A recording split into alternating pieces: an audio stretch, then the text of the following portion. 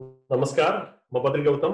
दूरबीन को यो प्रत्यक्ष प्रसारणमा यहाँहरू सबैलाई हार्दिक स्वागत गर्न चाहन्छु।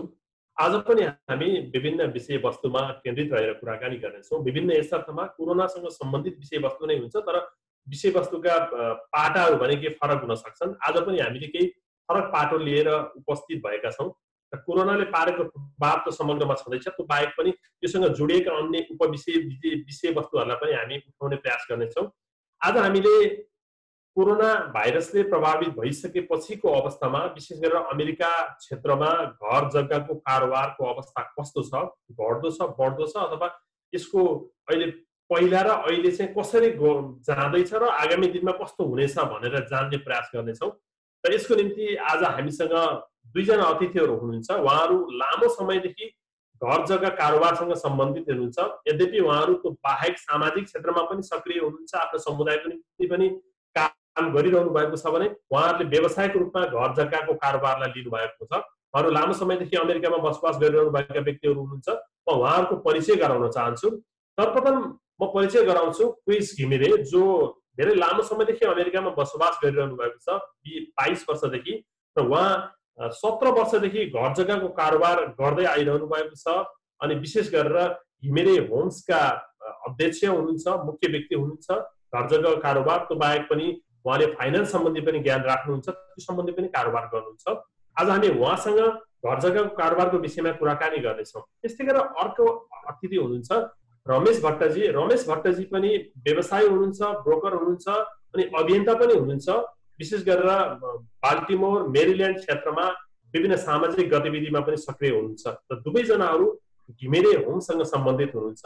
हामी आज उहाँहरूसँग यिनै विषयमा कुराकानी गर्नेछौँ कि कोरोना भाइरसले आक्रान्त भइसकेको अवस्थामा, आर्थिक कारोबारहरू गिर्दै गएको अवस्थामा पछिल्लो समयमा अब घर जग्गाको कारोबार कस्तो हुँदैछ, घटिरहेको छ अथवा बढिरहेको छ, र आगामी दिनमा यो कसरी अगाडि बढ्छ, यो बारेमा हामी आज चर्चा गर्नेछौँ। उहाँहरूको बुझाइ के छ हामी जान्ने प्रयास गर्नेछौँ। र सुरुमा म कोरोना भाइरसको अवस्था बाल्टिमोर अथवा मेरील्यान्ड क्षेत्रमा के छ भनेर जान्ने प्रयास गर्नेछौँ।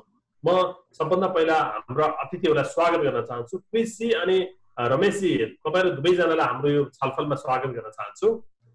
नमस्ते, धन्यवाद। क्रिसजी, अब तपाईँबाट म सुरुवात गरेँ। हामी घर जग्गा व्यवसायमा छिर्नुभन्दा पहिला तपाईँ रहनु भएको क्षेत्रमा के कस्तो अवस्था छ, कोरोना भाइरस अनि त्यहाँ नेपालीहरूको अवस्था कस्तो छ, त्यसको जानकारी लिन चाहे मैले तपाईँबाट। हजुर, यहाँ चाहिँ न्युयोर्कमा जस्तो त्यस्तो ठुलो इम्प्याक्ट परिसकेको छैन, तर यहाँ पनि तपाईँको धेरै नेपालीहरू, हाम्रो भुटनिस नेपाली कम्युनिटी स्पेसल्ली बढी इम्प्याक्ट भएको छ। मेरो जानकारीमा आएसम्म अहिले 2 जनाको COVID-19 को कारणले मृत्यु भएको छ र सङ्क्रमण हुने चाहिँ धेरै नै हुनुहुन्छ।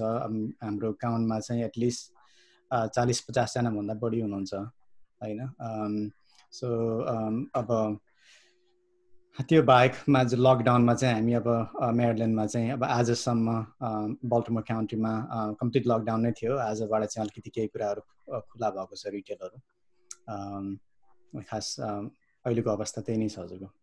म फेरि पनि तपाईँमा थाहा आउँछु। म रमेशजीलाई सोध्न चाहन्छु। रमेशजी, तपाईँ आफ्नो पेसामा त छँदैछ, सामाजिक अभियानमा पनि तपाईँ सक्रिय रहनु भएको छ, त्यहाँको सोसाइटीसँग पनि तपाईँ एट्याच भएर काम गरिरहनु भएको अवस्था छ भने यो पछिल्लो समयमा कोरोना भाइरसले त्यहाँको सोसाइटीमा पारेको प्रभावको अवस्थाको बारेमा तपाईँले कसरी व्यक्त गर्नुहुन्छ? हजुर, धन्यवाद दाइ प्रश्नको लागि। सर्वप्रथम त म हजुरलाई साथी बाल्टिमोरको बारेमा थोरै जानकारी दिन चाहन्छु। हाम्रो युवा साथीहरूले चाहिँ यो पेन्डेमिक भएको अवस्थामा चाहिँ हाम्रो कम्युनिटीमा चाहिँ सबैजना हामी मिलेर केही गर्नुपर्छ भनेर चाहिँ हाम्रो साथी बाल्टिमोरको कन्सेप्ट लास्ट इयरदेखि सुरु भए पनि पेन्डेमिकको बेलामा चाहिँ एकदमै एक्टिभ रहेर हामीले हजुरको स्मल बिजनेसेसहरू जसलाई चाहिँ उहाँहरूको एकाउन्टेन्टहरूले यो विभिन्न लेभलको जुन ग्रान्ट्स र लोन्सहरू छ त्यो अप्लाई गर्न चाहिँ मिस गर्नुभएको अवस्थामा चाहिँ हामीले नेपाली सिपिएहरूकै टिम बनाएर चाहिँ उहाँहरूलाई प्रत्यक्ष रूपमा 40 वटा बिजनेसको हामीले एप्लिकेसन्सहरू गरिदियौँ।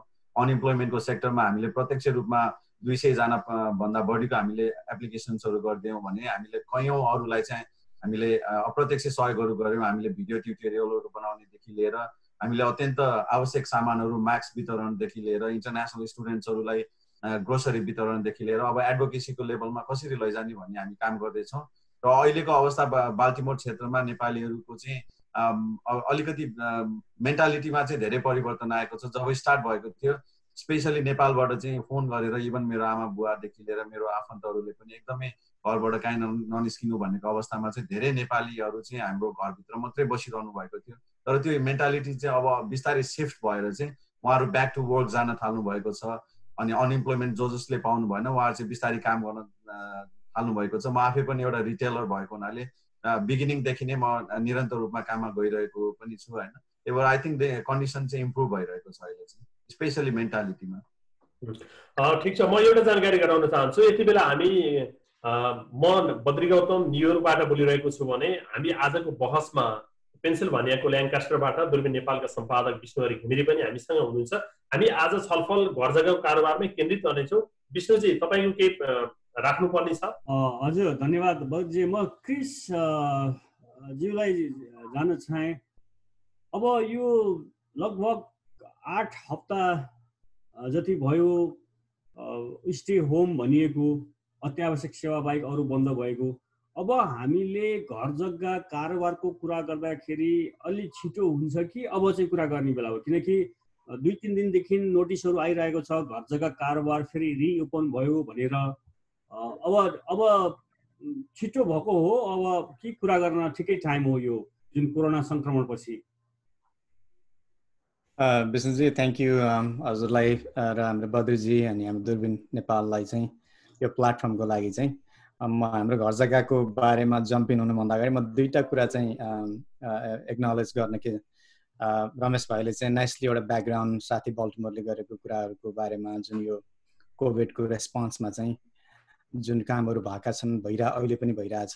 अस्ति भर्खर मात्र इन्टरनेसनल स्टुडेन्टहरूलाई जुन आपद विपद परेको थियो त्यसको लागि पनि फन्ड्स उठाएर त्यो यहाँको विभिन्न संस्थाहरूले, अब साथी बल्टिमोरले एउटा युथहरूलाई लिड गरेको छ भने यहाँको लोकल संस्थाहरूले पनि आफ्नो आफ्नो रोल लिइरहेछन्। जस्तै बाना भयो, त्यसपछि एनआरएन मेरिल्यान्ड च्याप्टर भयो। अनि स्पेसल्ली धेरै हामीले चाहिँ धन्यवाद दिनुपर्ने हाम्रो कम्युनिटीका मेम्बरहरू चाहिँ नर्सेसहरू भयो, जो चाहिँ एउटा यो लकडाउन हुँदाखेरि पनि ग्यास स्टेसनमा गएर अनि विभिन्न रिटेलमा गएर काम गर्ने नेपाली दाजुभाइहरू हुनुहुन्छ, उहाँहरूलाई चाहिँ विशेष धन्यवाद। अब गोइङ ब्याक टु हजुरको क्वेसनमा चाहिँ यो चाहिँ अब अनएक्सपेक्टेड एकदमै अब हामीले कुनै एक्सपेक्ट गरेका थिएनौँ यो समस्या आउँछ भनेर, र कसैलाई पनि थाहा थिएन। अब त्यो अल अफ सडन लकडाउन भयो, तपाईँको चाहिँ जुन मार्केट रियल इस्टेट मात्रै नभएर सबै इकोनोमिक एक्टिभिटीहरू नै बन्द भयो अलमोस्ट 2 महिनाको लागि चाहिँ। अहिले पनि अब स्लोली कमिङ ब्याक। अब रियल इस्टेट चाहिँ अलिकति फरक अरू रिटेलहरू भन्दा फरक के छ भन्दा अब रेस्टुरेन्टहरू चाहिँ अब आज बन्द भयो भने आजको सेल आज नै अब स्टप भयो। रियल इस्टेट चाहिँ हामी अब मार्च र अप्रिल कम्प्लिट लकडाउन भए पनि हामी चाहिँ as if normal market open भएको हिसाबले नै हामीले काम गऱ्यौँ। किन भन्दा हाम्रो चाहिँ जनवरी फेब्रुअरी डिसेम्बरदेखि कन्ट्र्याक्टमा गएको बायरहरूको कन्ट्र्याक्टहरू हामीले प्रोसेस गरेर क्लोजिङ गऱ्यौँ। त्यो कारणले गर्दा सेल्सको रूपमा चाहिँ खासै त्यस्तो फरक आएन। तर चाहिँ अब यो इम्प्याक्ट चाहिँ हाम्रो जुन जुलाई अगस्ततिर पर्न जान्छ, किनभने यो जुन एक्टिभिटी भएन लास्ट 2 महिनामा त्यसले चाहिँ इम्प्याक्ट चाहिँ पछाडि पार्छ। तर मार्केट चाहिँ तपाईँको खासै परिवर्तन भएको छैन, थ्याङ्क्स टु गड होइन। अब अझ डिमान्डहरू चाहिँ बढिरहेको छ। अब समरको टाइम पनि भयो, प्लस त 2 महिनाको जुन डिमान्डहरू हामीलाई फुलफिल गरेका थियौँ त्यो एकैचोटि चाहिँ थपिरहेछ अहिले होइन। यो त्यसलाई चाहिँ अब अङ्ग्रेजीमा भन्दा पर्दा पेन्ट अफ डिमान्ड। त्यो मलाई जहाँसम्म लाग्छ 2 महिना अगाडिदेखिको बायरहरू जो किन्न इच्छुक हुने र किन्न रेडी हुनुभएको बायरहरू चाहिँ अहिले एकैचोटि चाहिँ हामीलाई फोन कलहरू आउन सुरु गरेको छ। सो अनलेस यो सिचुएसन लम्बिन भने चाहिँ मार्केट चाहिँ should go back to normal जस्तो मलाई लाग्छ। अनि ल यही बारेमा मैले हाम्रो रमेशजीलाई सोध्न चाहे कि जस्तै क्रिसजीले भन्नुभएको जुन अवस्था समग्र अमेरिका भरिको अवस्था हो अथवा तपाईले रहनु भएको क्षेत्रको मात्रै हो? त्यसमा म हजुरलाई केही डेटाहरू दिन चाहन्छु होइन। अब जस्तै अमेरिका भरिको डेटा हेर्ने हो भने तपाईँको मार्च महिनामा चाहिँ नेसनल इन्भेन्टरी चाहिँ 15.7% डिक्लाइन भएको छ होइन। र तपाईँको ओभरअल इन्भेन्टरी चाहिँ 17.1%ले डिक्लाइन भएको छ। तर यो डिक्लाइन हुनुको पछाडि एउटा ठुलो रिजन छ होइन, धेरै जसो सिटिज र काउन्टिजहरूले चाहिँ के गर्यो भन्दा स्टे होमको अर्डर राखिदियो र रियल इस्टेटलाई चाहिँ नन इसेन्सियल बिजनेसको क्याटेगोरीमा राखिदियो। त्यो उनीहरूले चाहिँ धेरै प्रभावित पर्यो। त्यो हुनाले चाहिँ यो 15.7% र 17.1% भनेको धेरै सिग्निफिकेन्ट नम्बर होइन, किनभने धेरै ठाउँमा चाहिँ यसलाई नन इसेन्सियल बिजनेसको रूपमा राखिएको थियो। र अर्को कुरा चाहिँ एकदमै घरको प्राइस जुन मेडियन तपाईँको लिस्टिङ प्राइस छ नि, त्यो नेसनल रूपमा चाहिँ 3.8%ले चाहिँ बढेको छ मार्च महिनामा होइन। यो चाहिँ हामीले realtor.com को चाहिँ एउटा डेटा तथ्याङ्क हो होइन। अनि हजुरको नेसनली चाहिँ हेर्दाखेरि घर चाहिँ 60 दिनभित्रमा चाहिँ बिकिरहेको अवस्था छ, जुन चाहिँ गत वर्षको तुलनामा चाहिँ 4 दिनले चाहिँ चाँडै बिकिरहेको छ होइन। अब हजुरको मेरील्यान्डको कुरा गर्ने हो भने हजुरको लास्ट इयर मार्च 2019 को कम्पेरिजनमा अहिले चाहिँ तपाईँको नम्बर अफ युनिट जति सेल भयो त्यो चाहिँ 2.5%ले बढेको छ 2019 को कम्पेरिजनमा। 2020 मा चाहिँ 2.5%ले बढेको छ। हजुरको प्राइसको कुरा गर्नुहुन्छ भने स्टेट अफ मेरील्यान्डमा तपाईँको एभरेज होम प्राइस चाहिँ लास्ट इयर मार्चको कम्पेरिजनमा चाहिँ अहिले 9.3%ले बढेको छ। भनिसकेपछि अर्को अप्रिलको डेटा पनि हाम्रो रेडफिनबाट लिने हो भने हजुरको नेसनली चाहिँ प्राइस 4.9%ले चाहिँ बढेको छ होइन हजुरको। अनि त्यो जुन घरको बिक्री चाहिँ 22.7%ले घटेको छ। तर बिगेस्ट रिजन चाहिँ हजुरको नन इसेन्सियल रियल इस्टेटलाई नन इसेन्सियलको क्याटेगोरीमा धेरै ठाउँमा राखिएको हुनाले हो। यो सबै डेटाहरू हेर्छौँ भने त्यति धेरै ठुलो हिट अहिलेसम्म रियल इस्टेटले चाहिँ बेहोर्नु परेको छैन। र यसमा चाहिँ विभिन्न कारणहरू छ। यसको एउटा बिगेस्ट रिजन चाहिँ अब इन्ट्रेस्ट रेट हो, जुन हामी आई थिङ्क एकछिनमा आउँछौँ होला त्यसमा। यो आर्थिक मन्दी हुन सक्छ, त्यस कारणले अहिले चाहिँ यो घर जग्गा खरिद बिक्री गर्ने समय होइन, अलिकति पर्खेर हेरेर गर्नुपर्छ भन्ने पनि छ। यसलाई तपाईँ कसरी लिनुहुन्छ, के सल्लाह दिनुहुन्छ तपाईँ? अब हाम्रो हातमा पनि क्रिस्टल बल चाहिँ छैन होइन। अब मैले चाहिँ 2 महिनापछि यो हुन्छ भनेर मैले भन्न चाहिँ उचित चाहिँ हुँदैन, किनभने अब यो यहाँको संसारको बेस्ट डक्टरहरूले नै भ्याक्सिन पत्ता लगाउन सकेका छैनन् अझै। अब बेस्ट गेस चाहिँ यहाँ जनवरीसम्ममा भ्याक्सिन आउँछ भन्ने एउटा सबैको चाहिँ अनुमान छ र त्यो एउटा बेस्ट एस्टिमेट छ। अब इफ हामीले चाहिँ if we are to believe the doctors होइन, अब यदि यो मेडिकल समस्याको समाधान पनि अब मेडिकल सल्युसन आयो यो विथिन 6 मन्थ भने पछाडि चाहिँ मलाई जहाँसम्म लाग्छ त्यो त्यस्तो ठुलो नर्भसनेस अथवा चिन्ता गर्नुपर्छ जस्तो मलाई लाग्दैन। यो 2008 को ग्लोबल फाइनेन्सियल क्राइसिस भन्दा फरक छ डेफिनेटली। त्यति बेला चाहिँ ट्रुली एउटा फाइनेन्सियल क्राइसिस थियो, एकदम लम्बियो, त्यो चाहिँ पेनफुल चाहिँ रिकभरी भयो, 2-3 वर्ष लाग्यो कम्प्लिटली रिकभर हुनको लागि चाहिँ। यो बेलामा चाहिँ एज वी अल नो अब यो मेडिकल क्राइसिस एउटा मेडिकल प्रब्लम भएको हुनाले चाहिँ यसको रेस्पोन्स चाहिँ यसको सोल्युसन प्रपर सोल्युसन चाहिँ मेडिकल एउटा सोल्युसन नै आउनु पर्यो। त्यो भइसके पछाडि चाहिँ आई थिङ्क इकोनोमिक फन्डामेन्टलहरू चाहिँ अहिले पनि 2 महिना अगाडि जस्तो थियो एक्ज्याक्टली त्यस्तै त अवश्य छैन, यसले केही ड्यामेज गरेको छ। कोही इन्डस्ट्रिज स्पेसल्ली टुरिज्महरू होटलहरू चाहिँ I think badly damage and उनीहरूलाई चाहिँ अलिकति बढी समय लाग्ला रिटर्न हुनको लागि। त्यो बाहेक अरू इन्डस्ट्रीहरू चाहिँ I think they should come back Fairlie okay. त्यो हुन बित्तिकै अब घरमा हुने त्यो बाहिरहरूको डिमान्डहरू उनीहरू लोनको लागि क्वालिफाई हुने, अब इन्ट्रेस्ट रेट चाहिँ हिस्टोरिकल्ली लो छ। अघि रमेश भाइले चाहिँ जुन स्ट्याट सेयर गर्यो अब द्याट्स विच इज मेरील्यान्डमा चाहिँ तपाईँले सुनिहाल्नुभयो 9.3%ले चाहिँ प्राइस बढेको छ लास्ट इयरको तुलनामा। मार्चमा अप्रिलको डेटा निस्किसकेको छैन अफिसियल डेटा। भनेपछि त्यो ट्रु डिमान्ड एन्ड सप्लाईको कुरा, अब डिमान्ड चाहिँ स्टिल देयर, अब सप्लाई छैन, सप्लाई र डिमान्डको म्याच नभए पछाडि प्राइस माथि गइरहेछ होइन। त्यो चाहिँ I think maybe hopefully within next 2-3 मन्थ्समा त्यो म्याचअप होला जस्तो लाग्छ मलाई। जस्तै तपाईँ पछिल्लो 17 वर्षदेखि यो घर जग्गा व्यवसायमा हुनुहुन्छ। अमेरिकामा यसअघि पनि विभिन्न समयमा आर्थिक मन्दीहरू विभिन्न कारणले आउने गरेका छन्। भलै अहिले अब यो कोरोना भाइरसको कारण आर्थिक मन्दी आउन सक्छ भन्ने अनुमान छ। अब यो यसै भन्न सकिन्न, किनकि यो महामारी कहिलेसम्म फैलिन्छ, कहिले यसको औषधि निस्किन्छ भन्ने दिनदिनै यो मान्छेको निधन हुने नयाँ संक्रमण हुनेको क्रम घटेको छैन। यद्यपि यसअघि पनि अमेरिकामा आर्थिक मन्दीहरू हुँदाखेरि चाहिँ घर जग्गाको कारोबारहरू के हुन्थ्यो, कस्तो थियो? जस्तै हामीले पछिल्लो उदाहरण दिने हो भने 2008मा 2008मा पनि अमेरिकामा आर्थिक मन्दी चाहिँ उच्च थियो। त्यो अवस्थामा चाहिँ कस्तो थियो घर जग्गाको कारोबार?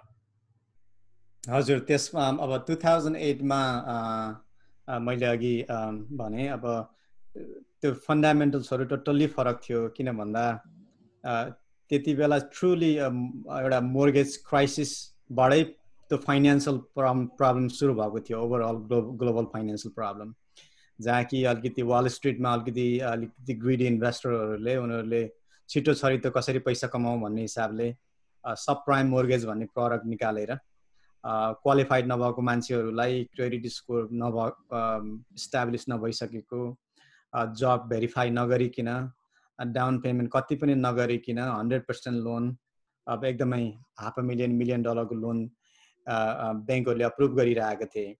त्यो चाहिँ एट सम पोइन्टमा गएर क्रास हुन्छ भन्ने चाहिँ हामी इन्डस्ट्रीमा काम गर्ने मान्छेहरूलाई शङ्का लागिरहेको थियो। अनि अब टु आवर रियालिटी चाहिँ क्विकली नै सेट इन भयो। अब 2007बाट सुरु भएर 2008मा गएर चाहिँ कम्प्लिट क्रास नै भयो। त्यहाँ चाहिँ अब तपाईँको त्यति बेला हामीले mortgageexpert.com भन्ने एउटा वेबसाइट हेर्थ्यौँ। बिहान उठेर हेर्दा चाहिँ दिनमा चाहिँ 3-4वटा चाहिँ ब्याङ्कहरू क्लोज भएको चाहिँ न्युजहरू हामीले हेर्थ्यौँ होइन। मान्छे अब मार्केटमा अलिकति एकदमै अन्यलता र एकदमै डिप्रेसिङ न्युजहरू चाहिँ एभ्री डे आउँथ्यो। अझै यति जबहरू लस भयो अनि त्यसको चाहिँ नो इनसाइट होइन। अब त्यो चाहिँ यसको समाधान कहिले हुने भन्ने मान्छेहरूलाई चाहिँ क्लियर एउटा अन्डरस्ट्यान्डिङ नै थिएन। त्यसले 2-3 वर्षको समय नै निकाल्यो। मार्केटमा फोरक्लोजरहरू धेरै हुन थाले। फोरक्लोजर भएपछि घरको प्राइसमा सबैभन्दा ठुलो इम्प्याक्ट चाहिँ त्यसले पार्यो। अब नेक्स्ट डोरको घर ब्याङ्कले चाहिँ अक्सनमा लगेर लिलाममा लगेर चाहिँ 1 लाख कममै बिक्री गरिदियो भने त मेरो घरको प्राइस पनि 1 लाख कम नै भयो होइन। सो त्यो हिसाबले चाहिँ एकदम ठुलो एउटा डोमिनो इफेक्ट चाहिँ पार्यो मार्केटमा चाहिँ। अहिले चाहिँ अब थ्याङ्कफुल्ली अब अहिलेसम्मको ट्रेन्ड हेर्दा यो क्राइसिसको त्यो बाटोमा गइरहेको छैन र नजाओस् पनि होइन। मलाई मेरो चाहिँ प्रोफेसनल ओपिनियनमा चाहिँ त्यो किसिमको क्राइसिस हामीले फेस गर्छौँ जस्तो लाग्दैन यो पटक चाहिँ। रमेशजीलाई मेरो एउटा प्रश्न, तपाईँ बाल्टिमोरमा मात्र नभइकन अमेरिकाभरिको घर जग्गा कारोबारसँग तपाईँ जानकारी राख्नुहुन्छ, अपडेट लिनुहुन्छ। अमेरिकामा यो घर जग्गा, विशेष जग्गा भन्दा नि घर किनबेचको ट्रेन्ड चाहिँ कस्तो छ अहिलेको अवस्थामा भन्नुभएको? अहिलेको अवस्थामा पनि र विशेष त सामान्य अवस्थामा पनि कस्तो ट्रेन्ड रहन्थ्यो होइन? सामान्य अवस्थाको ट्रेन्ड कस्तो छ र अहिलेको ट्रेन्ड कस्तो छ, त्यो दुईटै अलिकति समीक्षा गरौँ न। यो 2019मा चाहिँ एकदमै हजुरको स्पाइक भएको थियो होम सेल होइन, अल अराउन्ड द कन्ट्री। अनि त्यो ट्रेन्ड चाहिँ हामीले अब डिसेम्बर जनवरीसम्म पनि एकदम स्पाइक भएको देखिएको थियो। अब त्यो पछि फेब्रुअरी मार्चदेखि चाहिँ अलिकति स्लो डाउन भयो। त्यसको रिजन चाहिँ अघि मैले भने हजुरको यो रियल एस्टेटलाई नन इसेन्सियल क्याटेगोरीमा धेरै स्टेट र सिटिजहरूले राखेको हुनाले हो होइन। अब हजुरको ट्रेन्ड नेपाली होम बायर्सको ट्रेन्ड हेर्ने भने त मेजर सिटिजतिर नै छ होइन। अब प्रायः जसो अब तपाईँको लस एन्जलस भयो होइन, न्युयोर्क, अब बाल्टिमोर, टेक्सास, अब यस्तो ठाउँमा चाहिँ अब नेपाली जहाँ चाहिँ अब घना बस्ती छ त्यता चाहिँ अब हाम्रो नेपालीहरूको चाहिँ जहाँ धेरै नेपाली छ त्यही नै घर किन्ने एउटा ट्रेन्ड चाहिँ चल्दै आएको हो होइन। अब यो कता पुग्छ, रिसेसन लाग्यो भने चाहिँ के हुन्छ भन्नेमा अघि क्रिस्ताले भन्नुभएको जस्तै अब सर्टेन कति कुराहरू त अब हामीले पनि प्रिडिक्ट गर्न सक्दैनौँ। जसरी कोरोना आयो होइन, अब it came all of a sudden without ringing a bell होइन। भोलि अब के हुन्छ त थाहा छैन, तर अहिलेको साइन्सहरू चाहिँ प्रमिसिङ छ। तपाईँको स्टक मार्केट पनि एकचोटि क्रास नै भएको थियो, फेरि ब्याक टु नर्मल नै आइसकेको छ होइन। र 2008को जुन रिसेसन थियो त्यो चाहिँ कम्प्लिटली हाउसिङ बबलबाटै सुरु भएको थियो। अब यो चाहिँ हेल्थ क्राइसिस भयो अनि अब यो I think once the vaccine is out धेरै कुरा चाहिँ नर्मल हुन्छ। अब यो चाहिँ न्यू नर्मलको रूपमा पनि अगाडि आइसकेको छ। र यो हाउसिङ ट्रेन्ड चाहिँ अब मलाई चाहिँ बढ्छ जस्तो किन लाग्छ भन्दाखेरि स्पेसली अपार्टमेन्टमा बस्ने साथीहरू होइन, जस्तै न्युयोर्क जस्तो ठाउँमा तपाईँको एउटै मल्टी युनिट अपार्टमेन्ट कम्प्लेक्समा बस्नेहरू जसले चाहिँ कमन एरियाहरू सेयर गर्छन्, अब उहाँहरूले चाहिँ आफ्नै घर हुनु पर्दो रहेछ भनेको जुन एउटा फिलिङ आएको छ त्यसले चाहिँ आई थिङ्क डिमान्ड चाहिँ बढ्छ जस्तो लागेको छ। अब let's see how it goes दाइ। अब रिसेसनको कुरा त अब हामीले त्यो प्रिडिक्ट गर्न सकिँदैन, तर डेटाज आर प्रमिसिङ। कि हामी त्योसम्म त्यो वर्स्ट केस सिनारियोमा पुग्दैनौँ जस्तो लाग्छ। म क्रिसजीसँग सोध्न चाहन्छु कि हामीलाई हेरेर एकजना हाम्रा मित्रले समीर जोशीले चाहिँ जिज्ञासा राख्नु भएको छ अहिलेको हाम्रो छलफल हेरेर, यो अहिलेको समय के उपयुक्त समय हो हामीले चाहिँ हाउस लिनको निम्ति, अब घर जग्गाको कारोबार गर्नको निम्ति, लिनको निम्ति अथवा बेच्नको निम्ति भनेर चाहिँ उहाँले जिज्ञासा राख्नु भएको छ कि उहाँको त्यो जिज्ञासाको बारेमा तपाईँ के भन्नुहुन्छ क्रिसजी? हजुर, अब every situation is unique for each individual जस्तो लाग्छ मलाई होइन। अब सबैलाई चाहिँ अब एउटै औषधि प्रेस्क्राइब गर्न सकिँदैन।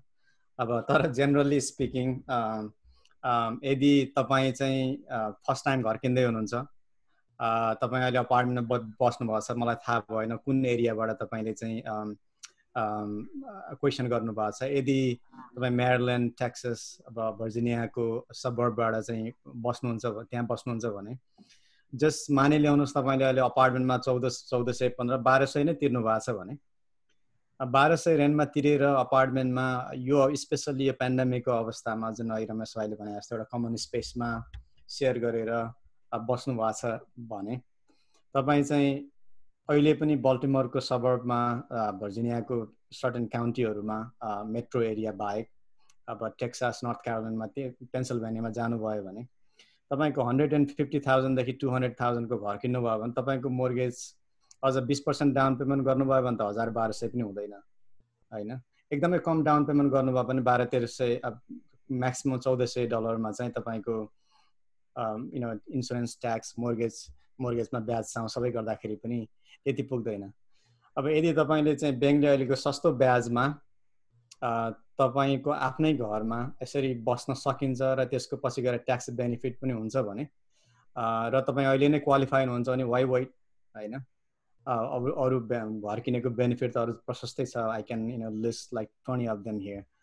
तर छोटकरीमा भन्नु पर्दा तपाईँ यदि तयारी हुनुहुन्छ, तपाईको लोन अप्रुभ छ र तपाईले फर्स्ट टाइम घर किन्दै हुनुहुन्छ भने maybe it's the best time जस्तो लाग्छ मलाई। कृषि अर्को प्रश्न पनि हामीलाई प्राप्त भएको छ कि राजेन्द्र श्रेष्ठ ज्यूले चाहिँ अर्को जिज्ञासा के राख्नु भएको छ भने यो अवस्थामा रिफाइनेन्सिङ चाहिँ कस्तो हुन्छ यो बेलामा भनेर सोध्नु भएको छ। यसको टेक्निकल वर्ड तपाईलाई धेरै थाहा छ होला हैन, त्यो उहाँले नै बुझेरै सोध्नु भयो। यसको बारेमा के बताइदिनुस् न, रिफाइनेन्सिङ चाहिँ के हुन्छ यो बेलामा भन्नु भएको छ उहाँले। रिफाइनेन्सिङको क्वेसन धेरै आएको छ मलाई चाहिँ।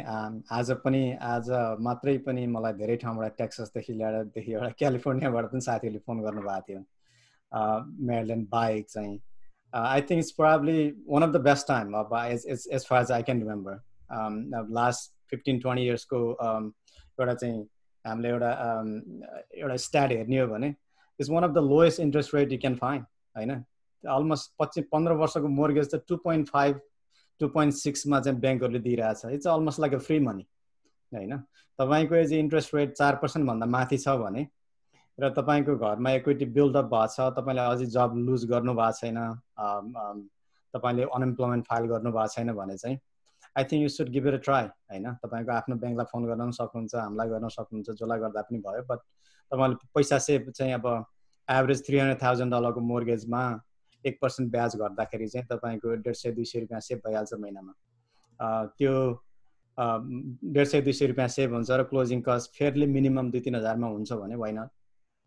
जस्तै मैले यो टेक्निकल वर्डलाई अलि नेपालीमा प्रश्न बुझ्ने गरेर बताइदिन म अनुरोध गर्छु। रमेशजी, रिफाइनेन्सिङ भन्ने शब्दलाई नेपालीमा हामीले कसरी सरल भाषामा कसरी बुझ्ने? जस्तै अब तपाईले पहिला घर किन्दाखेरि तपाईलाई एउटा 30 वर्षको चाहिँ एग्रिमेन्ट गरेर लेन्डरले लोन दिने कम्पनीले चाहिँ तपाईलाई एउटा एग्रिमेन्ट साइन गराएको हुन्छ, जुन चाहिँ तपाईले 6 महिना जति पछि चाहिँ तपाईले सस्तो ब्याज दर पाउनु भयो भने तपाईले फेरि त्यसलाई चाहिँ त्यसलाई के भन्छ, फेरि तपाईले अर्को लोन चाहिँ लिन सक्नुहुन्छ घरमा हैन। अहिलेको अवस्थामा अघि क्रिस दाइले भन्नुभयो जस्तै दाइलाई धेरै ठाउँबाट फोन आयो भने जस्तै अमेरिकाको नेसनली हेर्ने नि तपाईँको रिफाइनेन्स रेट अहिले 479% चाहिँ स्पाइक भएको छ भनेपछि is the best time ever हुन्छ नि तपाईँको लागि घर चाहिँ रिफाइनेन्स गर्नको लागि, पुनः ब्याजको लागि चाहिँ निवेदन दिनको लागि चाहिँ यो बेस्ट टाइम हो। त्यही भएर चाहिँ सबै नेपालीहरू जति पनि हुनुहुन्छ उहाँहरूले चाहिँ आफ्नो एकचोटि घरको इन्ट्रेस्ट रेट फेरि एकचोटि हेरेर कति पाइराख्नु भएको छ, एकचोटि लेन्डरसँग सल्लाह गर्दैमा चाहिँ केही पनि फरक पर्दैन, एकचोटि सल्लाह गर्न चाहिँ म सबैलाई अनुरोध गर्दछु। जस्तै रमेशजीलाई म फेरि पनि सोधेँ, यो बेलामा जस्तै मान्छेहरूले घर किन्न चाहे होइन, सबैलाई चाहना हुन्छ आफ्नो घर किन्नको निम्ति होइन, तर त्यो चाहना मात्रै भएर हुन्न, त्यसको निम्ति आर्थिकदेखि अरू सबै पाटाहरू, कानुनी पाटाहरू पनि त मिलाउनु पर्छ होला, त्यसका मापदण्डहरू पनि हुन्छन् होला। म चाहिँ एउटा चाहिँ आम मान्छे जो घर किन्न चाहन्छ तर उसलाई केही पनि मापदण्ड थाहा छैन भनेपछि तपाईँले ती व्यक्तिहरूलाई कसरी आश्वस्त पार्नुहुन्छ? अब त्यसमा यस्तो छ हजुरको, अब हाम्रो एउटा सबैभन्दा ठुलो कमजोरी भनौँ अथवा अलिकति नबुझेको पाटो भनौँ हाम्रो समुदायको के छ भने, अब घर किन्न अब उहाँहरूलाई चाहिँ एउटा इन्स्ट्यान्ट सोचाइ आउँछ होइन। अब एउटा विथआउट प्लानिङ चाहिँ कति धेरै जसो हाम्रो क्लाइन्ट्सहरू चाहिँ अब 2-3 महिनापछि चाहिँ घर किन्दै हुनुहुन्छ भने हामीसँग रिच आउट गर्नुहुन्छ, आउनुहुन्छ म घर किन्नु पर्यो भनेर होइन। तर सबैभन्दा राम्रो उपाय चाहिँ के हुन्छ भन्दा प्लानिङ, एकदमै प्लानिङ चाहिँ धेरै राम्रो भएको खण्डमा धेरै साइडबाट चाहिँ फाइदा हुन्छ। जस्तै यसमा क्रेडिटको कुरा हुन्छ होइन, तपाईँको क्रेडिट स्कोर हायर भयो भने तपाईँले लोवर इन्ट्रेस्ट पाउनुहुन्छ होइन। अब बेसिकली त्यो क्रेडिट स्कोरमा पनि धेरै फ्याक्टर्सहरू हुन्छ। अब हामीले चाहिँ यदि सल्लाह दिँदा चाहिँ के दिन्छौँ भन्दा, यदि तपाईँ घर किन्ने सोचाइमा हुनुहुन्छ भने 1 वर्ष 1.5 वर्ष अझ सक्नुहुन्छ भने त 2 वर्ष अगाडिदेखि नै प्लानिङ गर्नुहोस् होइन। त्यो भइसकेपछि तपाईँलाई चाहिँ बेस्ट सबै प्याकेज चाहिँ एज अ होल प्याकेज चाहिँ तपाईँले राम्रो पाउनुहुन्छ होइन। अब सबैभन्दा मेन कुरा चाहिँ यसमा तपाईँको इम्प्लोइमेन्ट स्टेबिलिटीको कुरा हुन्छ होइन। जस्तै 2 वर्ष चाहिँ तपाईँले कन्टिन्युअस काम गरेको हुनुपर्छ। जस्तै कतिपय हाम्रो नेपालबाट आउनुभएकाहरूको नेपालको सर्टेन केही हदसम्म चाहिँ हामीले नेपालको इम्प्लोइमेन्ट पनि त्यसमा जोड्न सक्छौँ होइन। यहाँ चाहिँ 20 महिना 21 महिना 18 महिना पुगेको छ भने कति कुराहरू चाहिँ हामीले नेपालको पनि अन्डर राइटरलाई चाहिँ कन्भिन्स गर्न सकिन्छ होइन। तर मोस्ट अफ द सिनारियोमा चाहिँ 2 वर्ष काम गरेको हुनुपर्छ, तपाईँको क्रेडिट राम्रो हुनुपर्छ। डाउन पेमेन्ट भनेको त्यति धेरै ठुलो कुरा होइन। हाम्रो कम्युनिटीमा चाहिँ एउटा समस्या के छ भने, म घर किन्न त धेरै पैसा चाहिन्छ होला भन्ने एउटा सोचाइ छ। त्यो सोचाइ चाहिँ एकदमै गलत हो भन्न चाहन्छु। हामीले एज लो एज 3-3.5% पनि घर किन्ने सुविधा चाहिँ अमेरिकामा उपलब्ध छ, जुन नेपालमा हार्डली नै छ होला होइन। अनि हजुरको त्यो तिर्नको लागि पनि 30 वर्षको चाहिँ फाइनेन्सिङ सुविधा छ। त्यही भएर हजुरको चाहिँ प्रिपेरेसन र प्लानिङ, फाइनेन्सियल प्लानिङ चाहिँ एकदमै ठुलो कुरा हो। त्यसको लागि चाहिँ हाम्रो कुनै पनि हजुर जहाँ बस्नुहुन्छ त्यहाँ रियल एस्टेट एजेन्ट्सहरू हुन्छन्। अब नेपाली नभए पनि अमेरिकन भएसँग कुरा गर्न सक्नुहुन्छ। तपाईँले सबैभन्दा ठुलो कुरा चाहिँ प्लानिङ गर्नु होला। 1 महिना 2 महिना अगाडि सोच बनाएर घर किन्दा कतिपय कुराहरू अप्ठ्यारो हुनसक्छ होइन। त्यही भएर प्लानिङ इन एडभान्स चाहिँ एकदमै इम्पोर्टेन्ट हुन्छ। मैले क्रिस सरलाई सोधेँ, केही साथीहरू अथवा चाहिँ केही नेपालीहरूको कुरा कस्तो सुनिन्छ भने 2-4 वर्ष अलिकति पैसा जम्मा गरौँ अनि त्यसपछि घर किनौँला, नत्र फेरि महँगो पर्छ भनेको सुनिन्छ होइन। तपाईँ के सल्लाह दिनुहुन्छ? अमेरिकामा घर किन्नको लागि चाहिँ न्यूनतम मापदण्ड के हुन्छ अनि कस्तो लेभलको मान्छेले चाहिँ अब घर किन्नु भनेर चाहिँ अगाडि बढ्दा हुन्छ? हामी स्वाभाविक रूपमा चाहिँ अब नेपालबाट आउँदा, अब नेपाल मात्रै नभए हामी धेरै अब एसियनहरूसँग काम गर्छौँ। अब त्यो हाम्रो एउटा चाहिँ स्वाभाविक रूपमा अब धेरै नै डाउन पेमेन्ट गरेर सकेसम्म ब्याङ्कको लोन नल्याउँ, अब कम ल्याउँ भन्ने चाहिँ पेमेन्ट कम गरौँ अथवा पेमेन्ट नै नतिरौँ भन्ने पनि हुन्छ। अब फाइनेन्सियली स्पिकिङ एकदम राम्रो डिसिप्लिन हो त्यो होइन। तर अमेरिकाको लाइफस्टाइलसँग म्याच चाहिँ अलि हुँदैन। किन भन्दा नेपालमा जस्तो म 20 वर्ष कर्मचारी भएर यति सेभ गर्छु अनि घर किन्छु भनेर हामीले जुन सोचाइ गऱ्यो भने 20 वर्षको जिन्दगी त गयो नि त होइन। त्यो त इन्जोय भएन नि। You can get that back भने जस्तो होइन। त्यो 20 वर्ष जुन तपाईँले एउटा इन्जोयमेन्ट फ्यामिलीसँग बस्ने, बच्चाहरू कलेजमा जानुभन्दा अगाडि चाहिँ एउटा टाइम टुगेदर स्पेन्ड गर्ने, त्यो त्यो त्यो टाइम र त्यो फ्यामिली टाइमको लागि चाहिँ स्पेसली घरको जरुरत हुन्छ जस्तो लाग्छ मलाई।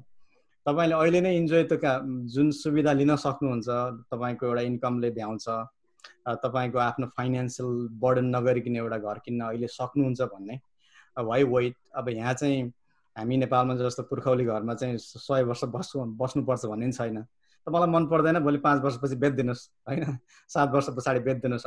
अनि a lot of times that happens होइन। किनभने तपाईँको चाहिँ तपाईँले चाहँदै पनि सबैजनाको चाहिँ प्लान त त्यही नै हुन्छ, यो घरमा 20औं वर्ष बसौँ भन्ने हुन्छ। तर धेरै फ्याक्टरहरू चेन्ज हुन्छ यो देशमा चाहिँ। अब यहाँ चाहिँ हामी जहाँ बेटर जब, जहाँ बेटर अपर्च्युनिटी हुन्छ हामी त्यहीँ नै जान्छौँ र जानु स्वाभाविक पनि एउटा मोबिलिटी भएको देश भयो यो। आज म टेक्सासमा छु, अर्को दिन म बल्टिमोरमा हुन्छु, अर्को दिन म न्युयोर्कमा हुन सक्छु होइन। मलाई न्युयोर्कमा चाहिँ स्टक ब्रोकरको $300,000 जब पायो भने त म त्यहीँ जान्छु नि होइन। अब त्यो हिसाबले चाहिँ मोबिलिटी छ, तपाईले चाहिँ अहिले नै त्यो सुविधा ल्याउन सक्नुहुन्छ विथिन तपाईको फाइनान्सको रेन्जमा बसेर भने तपाईले 4-5 वर्षको लागि प्लान गर्नु उचित नै हुन्छ। तर चाहिँ don't plan for 40 years unless तपाई रिटायर हुने एजमा हुनुहुन्छ भने मात्रै एउटा रिटायरमेन्टको घर किनेर मेरो चाहिँ अब रिमेनिङ लाइफ यहाँ बित्छ भन्नु स्वाभाविक छ। तर तपाईँ भर्खर ग्रोइङ फ्यामिली हुनुहुन्छ, अहिले एउटा बच्चा छ, एउटा बच्चालाई चाहिँ एउटा टाउन हाउस भए पनि पुग्छ होला। अब भोलि गएर तपाईँको लेट्स से फ्यामिली ग्रो भएर 4 जना छोराछोरी भयो, नेपालबाट बुवामा आउनु भयो भने त्यो घर सानो हुन सक्छ हैन। तपाईले you have to buy bigger house हैन। त्यति बेलाको निडहरू फरक हुन्छ। बाई द टाइम मेबी तपाईँको छोराछोरीहरू अब कलेजबाट गइसकेका हुन्छ, तपाईँको इन्कममा बढी सेभिङ हुन सक्छ। सो अझ ठुलो घर अफोर्ड गर्न सक्नुहुन्छ। सो त्यो निड्सहरू चाहिँ थ्याङ्कफुल्ली अमेरिकामा चाहिँ भेरी चेन्जिङ हैन, एभ्री फ्यु इयर्समा। अब छोटकरीमा आन्सर गर्नु पर्दाखेरि चाहिँ यदि तपाईँको फाइनान्सले एलाउ गर्छ अहिले नै भने र तपाईँ घरमा आफ्नो प्राइमेरी घरमा बस्नुहुन्न भने अब अपार्टमेन्टमा बस्नु भएको छ भने आई थिङ्क आफ्नो घर किनेर बस्न चाहिँ कन्सिडर गर्नु राम्रो हो जस्तो लाग्छ। अब मानव घर किन्ने भन्ने सोच राखेँ भने म घर किन्नलाई योग्य छ कि छैन भनेर थाहा पाउने पहिलो उपाय के? जस्तै यो लेभलसम्म भयो भने तपाईँ चाहिँ घर किन्नको लागि तयार हुनुहोस् भनेर तपाईँले सल्लाह दिनु पर्यो भने जस्तै म अब मेरो क्रेडिट स्कोर चेक गर्न जाउँ, लोन अप्रुभ गर्न जाउँ भने क्रेडिट स्कोर चेक गर्छ। सामान्यतया वर्षमा 2 चोटि भन्दा बढी चाहिँ क्रेडिट स्कोर चेक नगर्नु भन्ने पनि छ हैन, फ्रिक्वेन्टली चेक नगर्नु भन्ने छ। त्यस्तो स्थितिमा चाहिँ म भोलि क्रेडिट स्कोर चेक गर्न गएँ तर म चाहिँ त्यसमा योग्य भइन भने फेरि मैले कतिपय महिना पुर्न पर्ने हुन्छ। सामान्यतया एउटा लेम्यानले बुझ्दाखेरि कस्तो क्राइटेरिया पुरा भइसकेपछि तपाईँ घर किन्नलाई तयारी गर्नुहोस् भनेर तपाईँ सुझाव दिनुहुन्छ? अब त्यसमा तपाईँको चाहिँ अब 2-3वटा मुख्य त्यहाँ धेरै फ्याक्टर आए पनि मेन 3वटा कुराहरूमा चाहिँ ध्यान दिनु चाहिँ उपयुक्त होला जस्तो लाग्छ मलाई हैन। तपाईँ चाहिँ नेपालबाट आएको लेट्स से 2 वर्ष 3 वर्ष भयो भने लगभग तपाईँले चाहिँ आउन बित्तिकै राम्रो एडभाइस पाउनु भएको थियो भने 2 देखि 3 वर्ष बिचमा तपाईँ अलमोस्ट रेडी हुनुहुन्छ। घर ब्याङ्कले चाहिँ तपाईँलाई एउटा लोन अप्रुभ गर्नको लागि उनीहरूले हेर्ने 2-3वटा क्राइटेरियाहरू भनेको चाहिँ एउटा क्रेडिट स्टेबल हुनु पर्यो 2 वर्षको हैन। त्यहाँ 2 वर्ष नहुँदाखेरि पनि के गर्ने भन्ने अरू एक्सेप्सनहरू छ, त्योतिर नजाउँ अहिले। तर चाहिँ नर्मल रूपमा कुरा गर्दा 2 वर्षको क्रेडिट स्टेबल हिस्ट्री हेर्छ उनीहरूले, अनि 2 वर्षको जब हेर्छ हजुरको। 2 वर्षको क्रेडिट, 2 वर्षको जब, अनि तपाईँको डाउन पेमेन्टको लागि पैसा एकाउन्टमा जम्मा भएको त्यो 2 महिनाको हिस्ट्री हेर्छ। 2 महिनासम्म तपाईँको क्लिन ब्याङ्क स्टेटमेन्ट जहाँ कि तपाईँको स्यालेरीबाट मात्र गएको पैसा अथवा त्योभन्दा अगाडि चाहिँ अब जसरी डिपोजिट गरे पनि उनीहरूलाई खासै ठुलो मतलब हुँदैन। तर त्यो 2 महिनाको स्टेटमेन्टमा चाहिँ ठुलो क्यास डिपोजिट भएको छ भएको छैन त्यो उनीहरूले चेक गर्छ। सो तपाईँको डाउन पेमेन्ट, तपाईँको क्रेडिट अनि तपाईँको जब, सो त्यो 3वटा कुराहरूलाई चाहिँ उनीहरूले मुख्य गरेर हेर्छ। अनि हामीले चाहिँ फर्स्ट टाइम घर किन्ने बायरहरूसँग चाहिँ फर्स्ट कन्सल्टेसनमा बसेर चाहिँ यी कुराहरूमा ध्यान दिन्छौँ र उहाँहरूलाई गाइड गर्छौँ। मैले चाहिँ आफ्नो पर्सनल एक्सपिरियन्स सेयर गर्दा चाहिँ कहिलेकाहीँ मैले 2012, 13, 14मा भेट भएका साथीहरू चाहिँ अहिले आएर घर किन्दै हुनुहुन्छ based on the advice that I gave them and 5, 6, 7 years अगो। त्यो त जस्तो त्यो नर्मल केस चाहिँ होइन, तर चाहिँ we get quite a few numbers हैन। तपाईँको अब वर्षमा त्यस्तै भन्नु पर्दैन 5-7 जना साथीहरू नै 5-7 वर्ष पहिला भेट भएको साथीहरू चाहिँ बल्ल प्रिपेयर भएर आउनुभयो हुन्छ, विच इज गुड थिङ हैन। अहिले रमेश भाइले भने जस्तै कहिले यो चाहिँ अब हामी डिपार्टमेन्ट मलमा चाहिँ मलाई आज यो राम्रो जुत्ता चाहिँ टिभीमा देखेँ गएर किन्छु भने जस्तो गरेर चाहिँ त्यो हुइममा चाहिँ घर किन्न सकिँदैन हैन। अब किन्नु पनि हुँदैन भन्छु मैले। तर एटलिस्ट मैले घर नेक्स्ट इयर किन्ने एउटा चाहिँ एउटा सोचाइ राखेँ भने चाहिँ यो वर्ष एउटा लोन अफिसरसँग र रियल्टरसँग बसेर आफ्नो प्लानहरू, मेरो रिक्वायरमेन्ट यो छ, मलाई यो एरियामा घर किन्ने इच्छा छ, मेरो बजेट यति छ, मेरो इन्कम यति छ, मैले के तयारी गर्नु पर्यो, मेरो क्रेडिट कहाँसम्म पुगेको छ भनेर बुझ्न र यदि त्यो क्रेडिट पुगेको छैन, इन्कम पुगेको छैन भने त्यसलाई कसरी चाहिँ नेक्स्ट इयरसम्म चाहिँ मैले चाहेको रेन्जमा पुर्याउन सक्छु भनेर चाहिँ सल्लाह माग्न सकिन्छ। प्रोफेसनलहरूले तपाईँलाई फ्री अफ एडभाइस दिन्छन्। एउटा कुरा मैले के वार्न गर्न चाहन्छु भन्दा हाम्रो कम्युनिटीमा मात्र नभए धेरै कम्युनिटीमा जहाँ चाहिँ इन्फर्मेसनको ग्याप हुन्छ, जहाँ इन्फर्मेसन मान्छेलाई इनफ थाहा हुँदैन, त्यहाँ चाहिँ मिसइन्फर्मेसन बढी हुने सम्भावना हुन्छ हैन। अब त्यो मैले किन भन्छु, हामी बिरामी भयो भने त मैले मेरो अङ्कललाई सोध्न जाँदैन नि मलाई टाउको दुखे मलाई यसको औषधि दिनुहोस् भनेर होइन, म त डक्टरकोमै जान्छु होइन। अब मोर्गेजमा रियल इस्टेटमा पनि घर किन्नको लागि चाहिँ घरै नकिनेको अङ्कललाई सोधेर भएन होइन। अब क्रेडिटको कुरामा चाहिँ अथवा क्रेडिट कसरी बनाउने, इन्कम कसरी चाहिँ त्यसलाई प्रेजेन्ट गर्ने, डाउन पेमेन्ट कसरी, त्यो कुरा पनि घरै नकिनेको साथीलाई सोधेर काम भएन त्यो चाहिँ, किनभने उहाँलाई न त्यो अनुभव पनि छैन, अनुभव नभएको अनुभव उहाँले चाहिँ कहिलेकाहीँ इन्फर्मेसन दिनु भएर त्यो हामीले लियो भने चाहिँ it's not gonna help you होइन। बेसिकली मेरो एउटा अनुरोध के छ भने तपाईँको आफ्नो लोकल मार्केटमा मैले चाहिँ यहाँ बल्टिमोरमा बसेर मैले न्युयोर्कमा सबै घर जाने छु भनेर मैले भन्नु मिल्दैन र सुहाउँदैन पनि।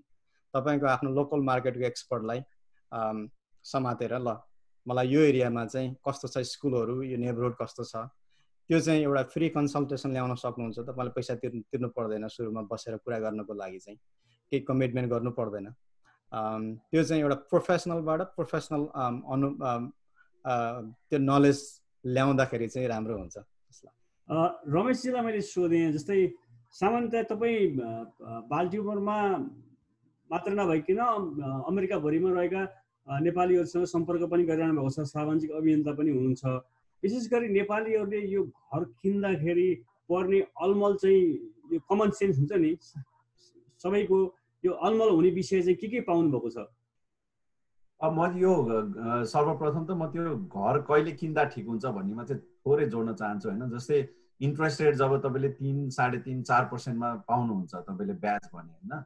अनि अर्को कुरा कस्तो भने तपाईँको हामीले बुझ्न जरुरी कुरा चाहिँ के छ भने the real cost of home ownership होइन। तपाईँले घर किन्दाखेरि तपाईँको हुने खर्च कति हो त होइन, इन कम्पेरिजन टु रेन्टमा बस्नु र घर हुँदाको कस्ट डिफरेन्सेस के हो त्यो छुट्याउन जरुरी छ होइन। जस्तै मोर्गेज तपाईँको $1,600 छ भने त्यो मोर्गेजमा के छ कस्ट इन्क्लुडेड त्यो पनि हेर्न जरुरी हुन्छ। त्यसमा हजुरको चाहिँ एउटा साम भनिन्छ हाम्रो नेपालीमा प्रिन्सिपल होइन, त्यो प्रिन्सिपल पनि इन्क्लुड हुन्छ। त्यो प्रिन्सिपल भनेको तपाईँको लगानी हो जुन चाहिँ तपाईँको एकदमै स्लो इन्भेस्टमेन्टको रूपमा बसिरहेको हुन्छ होइन।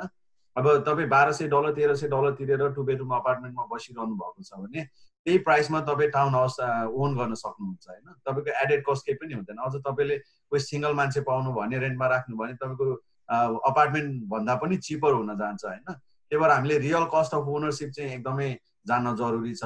अनि अब अर्को कुरा कस्तो हो भने यो रियल एस्टेट भनेको तपाईँको यो जेनेरेसनल वेल्थ बिल्डअप गर्ने एउटा इन्डस्ट्री पनि हो होइन। तपाईँले टाउन हाउस आज किन्नु भयो, तपाईँले भोलि पर्सि बेच्नु पर्छ भन्ने पनि छैन। जस्तै यहाँ प्रपर्टी म्यानेजमेन्ट कम्पनी हुन्छ, हाम्रै घिमिरे होम्सले पनि प्रपर्टी म्यानेज गर्छ।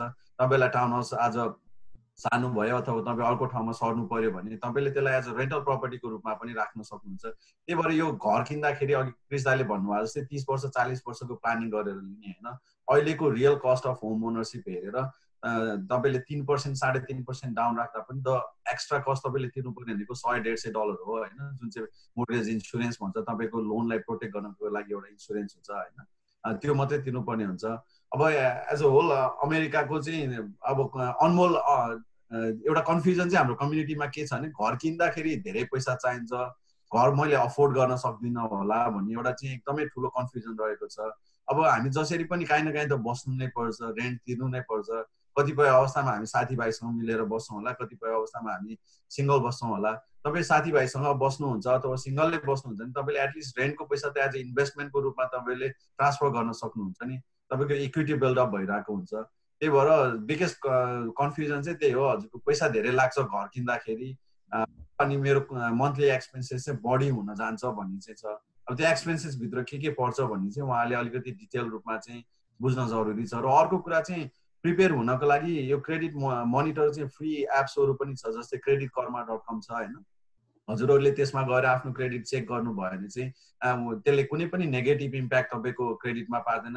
You can check as many time as you want होइन, जति सक्दो तपाईँले 100 चोटि चेक गर्नुभयो भने पनि तपाईँको स्कोरमा असर पार्दैन। तर त्यसमा फरक के मात्रै छ भने जस्तै तपाईँको क्रेडिट कर्ममा देखाउने स्कोर र हाम्रो यो लोन प्रोसेस घर बाइङमा देखाउने स्कोर चाहिँ केही रूपमा चाहिँ भिन्नता हुन्छ। क्रेडिट कर्ममा 700 देखाएको छ भने हाम्रो यता लेन्डरले पुल गर्दा चाहिँ 20-30 पोइन्ट चाहिँ कम देखिन सक्छ, किन भन्दा यो चाहिँ धेरै ठुलो लोन अमाउन्ट भएको हुनाले उनीहरूले 2-3 वटा फ्याक्टर मात्रै नहेरेर धेरैवटा फ्याक्टर्सहरू चाहिँ उनीहरूले त्यो लिन्छ। त्यही भएर चाहिँ सबैले आफ्नो एउटा क्रेडिट मोनिटर गर्ने, क्रेडिट बिल्डअप गर्न चाहिँ स्टार्ट गर्ने चाहिँ गर्नुपर्छ जस्तो लाग्छ। हामीसँग यही हाम्रो छलफल हेरेर केही प्रश्नहरू पनि आएका छन्, जिज्ञासाहरू। म त्यो जिज्ञासा पनि राख्न चाहन्छु। न्युजर्सीमा रहनुहुने मित्र हुनुहुन्छ युएनजी भुचुङ। मैले उहाँको नाम सही उच्चारण गरेन, यदि गलत उच्चारण गरेछु भने माफी चाहन्छु। उहाँले के भन्नुभएको छ भने उहाँ न्युजर्सीबाट हुनुहुन्छ अनि नर्मली रिफाइनेन्सिङको निम्ति रिक्वायरमेन्टहरू के हुन सक्छन् होइन।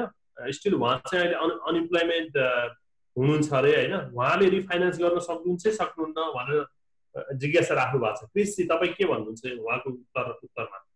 अब अनफर्चुनेटली उहाँ अहिलेकै तुरुन्तै यो अवस्थामा चाहिँ रिफाइनेन्स गर्न सक्नुहुन्न, किनभने अनइम्प्लोइमेन्ट फाइल गरेको हिसाबले जब चाहिँ अब कन्टिन्युस जब गरिरहेको र जबमा अहिले इन्भल्भ नै हुनुहुन्छ भनेर देखाउनु पर्ने हुन्छ। त्यो हिसाबले चाहिँ एज सुन एज उहाँ काममा फिर्ता हुनुभयो र उहाँको 2वटा पे स्टब कन्टिन्युसली आयो भने चाहिँ उहाँले रिफाइनेन्सको प्रोसेस सुरु गर्न सक्नुहुन्छ। त्यो अब अब के रिक्वायरमेन्ट चाहिन्छ भन्दा उहाँ बेसिकली उनीहरूले अब जबको पे स्टबहरू 2वटा पे स्टब, तपाईँ लास्ट 2 वर्षको ट्याक्स रिटर्न्स अनि तपाईँको 1 महिनाको ब्याङ्क स्टेटमेन्ट प्रायः जसो ब्याङ्कहरूले माग्ने त्यही नै हुन्छ। अब तपाईँ अब सेल्फ इम्प्लोइड भएको बायरहरूलाई चाहिँ अब उहाँ अनइम्प्लोइमेन्ट फाइल गरेको हिसाबले उहाँको रेगुलर जब छ जस्तो लाग्छ मलाई। अब सेल्फ इम्प्लोइमेन्ट अथवा तपाईँको आफ्नै बिजनेस छ भने रिक्वायरमेन्ट अलिकति फरक हुन्छ। तपाईँको अब सिपिएको लेटर, तपाईँको 1099 त्यो 2 वर्षको जबको के अरे इन्कमको एभरेजहरू गरेर हेर्छ ब्याङ्कहरूले।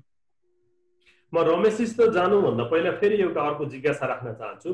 जस्तै एउटा कस्तो हुन्छ भने जस्तै अब हामीले इन्टरनेटमा विभिन्न एडभर्टाइजहरू देख्छौँ घर सम्बन्धी, घर जग्गाका होइन। जिलो ट्रौलियातिर जुन देखिएका जुन एडहरू हुन्छन् त्यहाँ प्राइसहरू पनि हुन्छन्, त्यसमा नेगोसिएसन हुन्छ कि हुँदैन एउटा होइन। अनि जस्तै इन्टरनेटमा हेर्दा देखेको प्राइसमा नै फाइनल हो कि अथवा त्यसमा चाहिँ नेगोसिएट भएर त्यसमा कम हुन सक्ने सम्भावना छ कि छैन भन्ने जिज्ञासा पनि आएको छ। यो बारेमा के भन्नुहुन्छ क्रिसजी? हजुर, मैले बिर्सनुभन्दा अगाडि एउटा सानो करेक्सन मैले क्रेडिट स्कोरको बारेमा गर्छु। त्यो रमेश भाइले भनेको कुरा चाहिँ सही हो, तर एउटा के मात्रै भन्दा त्यहाँ क्रेडिट पुल गर्दाखेरि चाहिँ तपाईँको कन्ज्युमर क्रेडिट अब जस्तै अब स्टोरहरूले तपाईँको स्टोरमा गएर मेसिजमा एप्लाई गर्नुभयो, फेरि अर्को ठाउँमा गएर सियर्समा एप्लाई गर्नुभयो, त्यो कन्टिन्युसली त्यसरी चाहिँ विभिन्न ठाउँमा एप्लाई गर्नुभयो भने चाहिँ क्रेडिटरहरूले चाहिँ अल्टिमेटली स्कोर घटाइदिन्छ। तपाईँ चाहिँ अलिकति क्रेडिट रिस्क हो यो चाहिँ कन्टिन्युसली नयाँ क्रेडिट खोजिरहेछ भनेर। तर घरको विषयमा चाहिँ अलिकति फरक हुन्छ। उनीहरूले चाहिँ 90 डेजमा अब तपाईँको 3-4वटा मोर्गेज कम्पनीसँग सप गर्दाखेरि चाहिँ तपाईँलाई पेनल्टी लाग्दैन होइन। सो त्यस्तो डराइ राख्नु पर्दैन कि ल मैले ब्याङ्क अफ अमेरिकासँग चेक गराएँ, अब मैले अरूलाई दिनै मिल्दैन अथवा अरूसँग मैले चेक गर्नै सक्दैन भनेर डराइराख्नु परेन।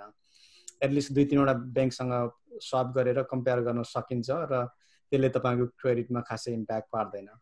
र एकचोटि क्रेडिट ब्याङ्कले पुल गर्यो भने त्यो 90 डेजसम्ममा चाहिँ त्यही क्रेडिटमा उनीहरूले त्यो 90 डेजभित्रमा तपाईँको घर पत्ता लगाउनु भयो, कन्ट्र्याक्ट भयो, सबै भयो भने क्लोज गर्न सकिन्छ र उनीहरूले फेरि रिपुल गर्नु पर्दैन। तर अहिले चाहिँ यो क्राइसिसको कारणले गर्दाखेरि चाहिँ ब्याङ्कको मान्छेहरू पनि अलिकति बढी सतर्क भएर उनीहरूले इभन लास्ट डेको क्लोजिङको लास्ट डेमा पनि रिपुल गरेको छ। यो मान्छेले अर्को ठाउँमा पनि लोन एप्लाई गरेको छ कि अथवा जबहरू लुज भएको छ कि के भयो, उनीहरूले जस्ट टु बी सेफ। अनि बद्रीजीको क्वेसनमा चाहिँ हजुरले हामी चाहिँ उसको कुरा गरिरहेको थियौँ जस्तै जिलो अनि जस्तै ट्रोलियातिर जुन विज्ञापनहरू देखिन्छन्, हजुर त्यो विज्ञापनमा राखिएको प्राइसमा नेगोसिएसन हुन्छ कि हुँदैन होइन। हजुर अनि त्यसपछि अब जस्तै इन्टरनेट नै हेर्दा देखेको प्राइस नै फाइनल हो अथवा त्यसमा डाउन हुन्छ कि त्यही नै हो मेन?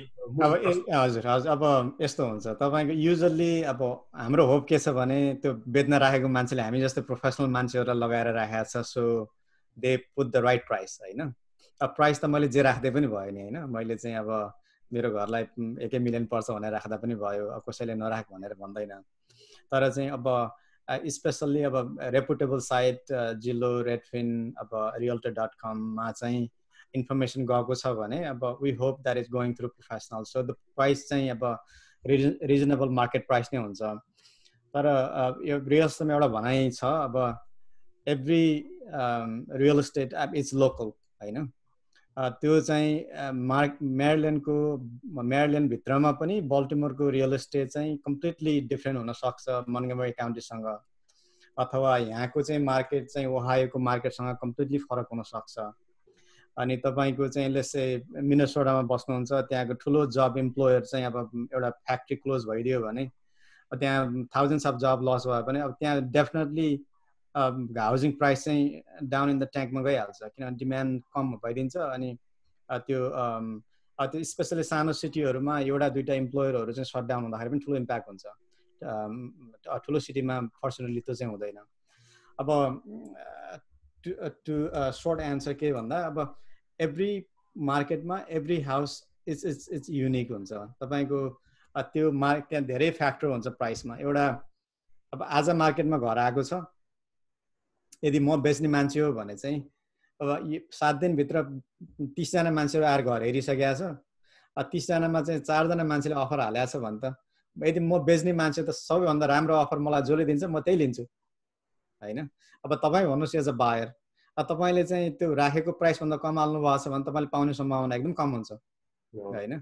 अब जो मान्छेले फुल प्राइस दिएको छ उसैको अफर लिने भयो सेलरले। जस्तै अघि कृषिलाई नै मैले फेरि सोधेँ, जस्तै to borrowers and to owners हुने प्रोसेस के हुन्छ, के छ यो प्रोसेसको बारेमा पनि जिज्ञासा आएको छ। टु बोरोवर्स टु ओनर्स त्यो चाहिँ यस्तो छ हजुर, अब हस्बेन्ड र वाइफ चाहिँ अब अटोमेटिकली को बोरोवर को साइनर भइहाल्यो। अब हाउस घरमा चाहिँ इक्वल लाइबिलिटी इक्वल अब ओनरसिप भयो। त्यो चाहिँ अब प्रायः जसो केसहरूमा चाहिँ दुईजनाको इन्कमले क्वालिफाई हुनुपर्ने हुन्छ प्रपर्टीहरूमा हाम्रो नेपाली कम्युनिटीमा, सो दुवैजनाको नाम युज हुन्छ। त्यो बाहेक अरू सिचुएसनहरूमा जहाँ हस्बेन्ड र वाइफको इन्कमले भ्याउँदैन, कोही उहाँको इमिडिएट रिलेटिभहरू अथवा इभन एकदम माया गर्ने साथीले चाहिँ म कोसाइन गरिदिन्छु भन्नुभयो भने पाउनु भयो।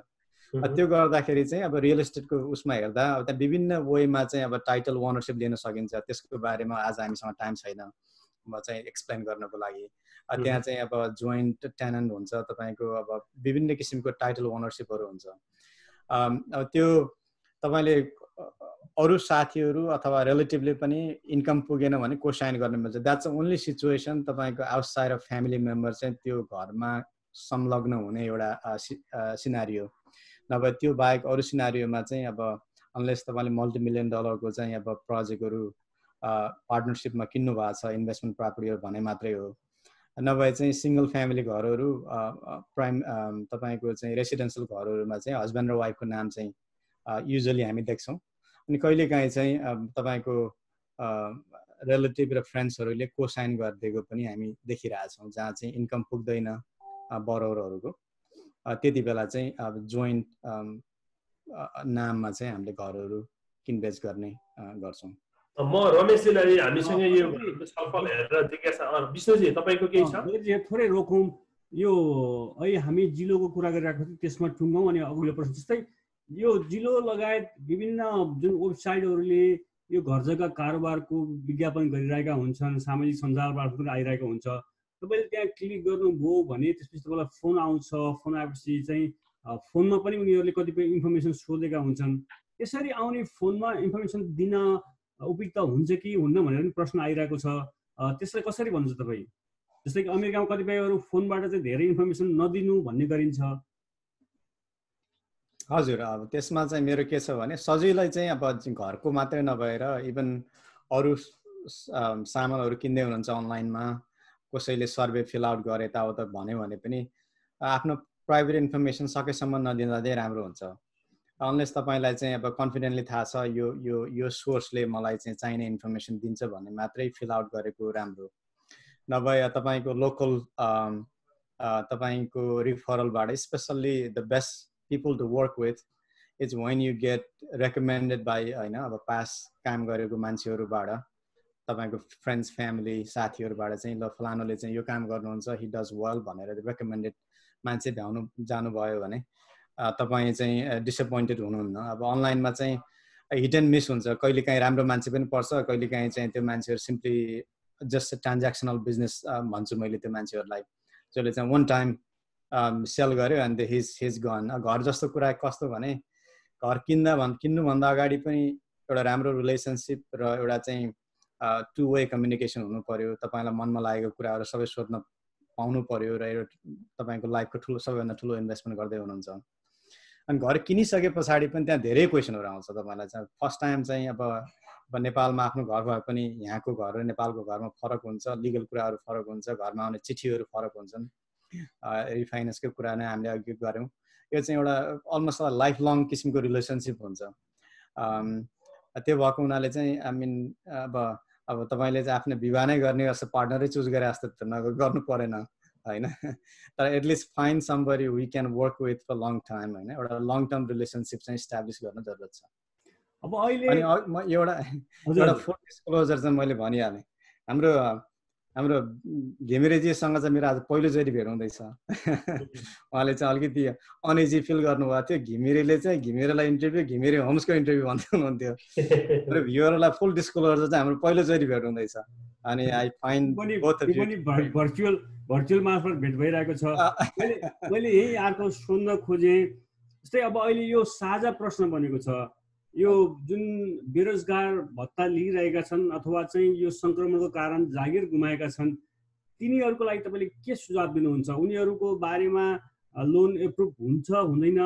अब त्यसरी बेरोजगार भत्ता लिइसकेका मान्छेहरू यो वर्ष घर किन्नको लागि योग्य हुन्छन् कि हुँदैनन्? त्यस्तो के आएको छ निर्देशनहरू? रमेश भाइ म भनौँ? हजुर। सो अनइम्प्लोइमेन्टको बारेमा चाहिँ अब रमेश भाइले पनि यहाँ लोकल्ली धेरै साथीहरूलाई हेल्प गरिरहेको छु म, रमेश भाइ लगायत यहाँको थुप्रै साथीहरूले होइन। अब यो कस्तो छ भने यो चाहिँ कसैले चाहेर अथवा मलाई ल अनइम्प्लोइमेन्ट फाइल गर्न मन लाग्यो अथवा मलाई भत्ता खान मन लाग्यो भनेर, स्पेसली हाम्रो कम्युनिटी जो चाहिँ इज फुल अफ प्राइड होइन, विच इज गुड थिङ। स्वाभिमानी भएर म आफ्नो काम आफै गरेर खान्छु भन्ने हाम्रो कम्युनिटीमा हाम्रो जुन एउटा रियली गुड क्वालिटी छ हाम्रो पिपलहरूमा चाहिँ, त्यो हुँदाहुँदै पनि अहिले यस्तो समस्या आइदियो कि मान्छेहरूले चाहिँ अब we have to get this benefit to एउटा फ्यामिलीहरूलाई सपोर्ट गर्न, सस्टेन गर्नको लागि। म यो भन्छु कि तपाईँले गिल्टी फिल नगर्नुहोस् कि अब हामी अनइम्प्लोइमेन्ट फाइल गरिरहेको छौँ, हामीले यो किन सकेनौँ त्यो किन सकेनौँ भनेर। अब यो सिचुएसन नै हामी यस्तोमा छौँ जहाँ कि we have to do it. But तर यो चाहिँ अनइम्प्लोइमेन्टको फेज टुङ्गियो भने, तपाईँ आफ्नो जबमा फिर्ता जानुभयो भने अनि एभ्रिथिङ बिकम्स नर्मल होइन, ब्याक टु नर्मल। तपाईँको चाहिँ होपफुल्ली अनइम्प्लोइमेन्ट 6 महिनाभन्दा लम्बिएन भने, 6 महिनाभन्दा बढी अनइम्प्लोइमेन्ट लम्बियो भने अलिकति फेरि ब्याङ्कहरूले छुट्टै हिसाबले हेर्छ होइन। तर अहिलेको सिचुएसनलाई त एक्सेप्सन सबै ब्याङ्कहरूले बुझेको पनि छ, गर्न पनि गर्छ। नर्मल केसेसहरूमा अनइम्प्लोइमेन्ट लामो समय फाइल गर्ने बरोवरहरूलाई चाहिँ ब्याङ्कहरूले 6 महिनाभन्दा बढी चाहिँ अनइम्प्लोइमेन्ट बसेको छ भने लोनको लागि चाहिँ अलिकति अप्ठ्यारो मान्ने गर्थ्यो। तर यो चाहिँ अलिकति नयाँ सिचुएसन नै भएको हुनाले we have to wait and see. अब हाम्रो सबैजनाको होप के छ भने अब यो चाँडै नै टुङ्गियोस्, 2-3 महिनादेखि भन्दा बढी यो बेनिफिट ल्याउन नपरोस्। त्यो टुङ्गियो भने चाहिँ I think we should be okay. तपाईँको नर्मल रूपमा लोन एप्लाई गर्न सक्नुहुन्छ एज लङ एज 2 हप्ताको के अरे दुईवटा पे स्टप तपाईँले पाउनु भयो भने। तर अब अहिले जो मान्छे काममा गएको छैन पछिल्लो 2 महिना भनौँ न, जुन यो महामारीको अलिकति चर्को रूप लिएको पनि 2 महिना पुग्न लागिसक्यो, तर उसित घर किन्ने भनेर तयारी गरिरहेका थिए, तर घर किन्ने तयारी गर्दा गर्दै यो महामारी सुरु भयो। त्यस्ता व्यक्तिहरू अहिले चाहिँ जसले जाहेर गुमाएर घरै बसेका छन्, उनले के गर्ने अब यतिखेर? त्यसमा यस्तो हुन्छ दाइ, अब अघि कृष्णले भनिहाल्नु भयो, अहिले अनइम्प्लोइमेन्ट पनि एकदमै राम्रो प्याकेजले दिएको छ फेडरल गभर्मेन्टले होइन। जति तपाईँको नर्मल सिनारियोमा चाहिँ स्टेटको तपाईँको इन्कमको 30-40% मात्रै दिन्थ्यो भने अब त्यसमा एडिसनल $600 फेडरल गभर्मेन्टले दिइरहेको छ होइन। मेजोरिटी अफ द केसमा चाहिँ जसले अब विकली जति कमाउनुहुन्थ्यो त्योभन्दा बढी अहिले बेनिफिटमा आइरहेको छ होइन। अब उहाँको जब छैन भने त अब लोनको लागि अब अप्रुभ हुनको लागि चाहिँ अब गाह्रै छ अहिलेको अवस्थामा। ब्याक टु जब गरेर 1 महिनाको चाहिँ तपाईँको एटलिस्ट 2वटा पे चेक हुनुपर्ने भन्ने एउटा गाइडलाइन्स आएको छ होइन। हाम्रो लेन्डर जो हामी लेन्डरसँग काम गर्छौँ उहाँहरूले चाहिँ, तर अब अहिलेको अवस्थामा काम गर्ने अप्सनै छैन भने चाहिँ अनइम्प्लोइमेन्ट बेनिफिट पनि राम्रै छ। अब जुलाईसम्म चाहिँ फेडरल गभर्मेन्टले दिइरहेको छ होइन। अब त्यो हिसाबले चाहिँ उहाँहरूको फ्यामिली नै अहिले सबैभन्दा ठुलो कुरा त फ्यामिलीलाई एउटा फाइनेन्सियली सहयोग आइ नै रहेको छ। अब घर किन्ने प्रोसेसमा चाहिँ अब ब्याक टु जब जाँदा नै राम्रो हुन्छ जस्तो लाग्छ। रमेशजी, हामीलाई हेरेर अहिले जिज्ञासा राख्ने धेरै मित्रहरू हुनुहुन्छ। म उहाँहरूको केही प्रश्न पनि राख्न चाहन्छु। अहिले भर्खरै हामीलाई हेरेर चाहिँ तपाईँहरू दुवैजनालाई चाहिँ धन्यवाद दिनुभएको छ। अनुप खनालले चाहिँ यस्तो बेलामा पनि तपाईँले जुन किसिमको जानकारी दिनुभएको छ त्यसको निम्ति धेरै थ्याङ्क यू भेरी मच भनेर तपाईँहरू दुवैजनाको नाम उल्लेख गरेर अनुपजीले आफ्नो यसमा स्ट्याटसमा लेख्नु भएको छ। म क्वेसन राख्न चाहन्छु, जस्तै एउटा स्टेटबाट अर्को स्टेटमा घर किन्न पर्यो भने, मानौ म न्युयोर्कमा बस्छु, मलाई न्यू जर्सीमा घर किन्न पर्यो भने हामी जस्तो एभरेज इन्कम भएका मान्छेहरूको लोन एप्रुभ हुने सम्भावना कस्तो हुन्छ? त्यसमा यस्तो छ दाइ, अब तपाईँको म मेरील्यान्डमा काम गरे पनि मलाई न्युयोर्कमा घर किन्न सक्छु होइन। अब यो तपाईँको इन्कमले कति, तपाईँको इन्कम र तपाईँको लोन कति छ होइन, डेट टु इन्कम रेसियो हेरेर जता पनि घर किन्न सक्नुहुन्छ होइन। अब अहिलेको स्थितिमा चाहिँ हामीले इन्फ्लक्स के देखेका छौँ भने न्युयोर्कमा बस्ने चाहिँ जति पनि हाम्रो समुदायका साथीभाइहरू, हाम्रो दाजुभाइहरू हुनुहुन्छ, उहाँहरू चाहिँ अहिले बिस्तारै अब न्युयोर्क भन्दा नजिकैको सहरहरू जस्तै अब स्टेटहरू पेन्सिल्भेनिया होस् अथवा मेरील्यान्डमा चाहिँ अब उहाँहरू बिस्तारै आउन खोज्नु भएको जस्तो मलाई पर्सनली पनि धेरै साथीहरूले चाहिँ फोन गरेर सोध्नु भयो होइन। अब यो अवस्थामा तपाईँको इन्कम, त्यो न्युयोर्कको जुन इन्कम थियो त्यो पनि काउन्ट हुन्छ। लास्ट 2 इयर्सको इन्कम, लास्ट 2 इयर्सको ट्याक्स रिटर्न सबै काउन्ट हुन्छ होइन। अब तपाईँको अहिलेको करेन्ट इन्कम, न्युयोर्कको इन्कमले पनि तपाईँले मेरील्यान्डमा घर किन्न सक्नुहुन्छ, न्यू जर्सीमा सक्नुहुन्छ। त्यो त हजुरको डेट टु इन्कम रेसियोमै भर पर्छ। जस्तै न्युयोर्क र न्यू जर्सीको केसमा त समान होला, त्यसमा खासै त्यस्तो भिन्नता हुँदैन प्रायः त्यहाँको पोलिसी लेभलबाट पनि यो बिचमा पनि। तर यहाँ न्युयोर्कमा भएको मान्छेले मेरील्यान्डमा अथवा अरू कुनै ठाउँमा किन्दाखेरि चाहिँ त्यो स्टेटमा बसेको हुनुपर्ने, यति समय बिताएको हुनुपर्ने भन्ने क्राइटेरिया के हुन्छ भनेर जान्छ। त्यसमा चाहिँ क्रिस दाइले एन्सर गर्नुहुन्छ। हजुर, त्यो चाहिँ हामीले लगभग धेरै साथीहरूलाई, स्पेसली तपाईँको स्टेटको साथीहरूलाई न्युयोर्कको साथीहरूलाई चाहिँ हेल्प गऱ्यौँ लास्ट 3-4 वर्षमा चाहिँ। त्यो यहाँ मेरील्यान्डतिर आउने मुभ हुने चाहिँ ट्रेन्ड बढिरहेछ। हाम्रो धेरै साथीहरूले आज तपाईँको प्रोग्राम पनि हेरिरहनु भएको छ, अहिले मलाई थाहा छ। अब त्यसमा 2-3वटा ट्रिकी कुराहरू छ। तपाईँले यदि न्युयोर्कमा उबर चलाउनुहुन्छ भने गुड न्युज पाइयो। अब उबर चलाउने मान्छे चाहिँ सिधै उबर म यहाँ पनि चलाइरहेको छु, म मेरील्यान्डमा गएर पनि उबर चलाउँछु भनेर आउँदाको लागि नो चेन्ज, त्यो सेम जबले काम गर्छ हजुरको होइन। तपाईँले चाहिँ that's one of the good thing for people who work in that industry.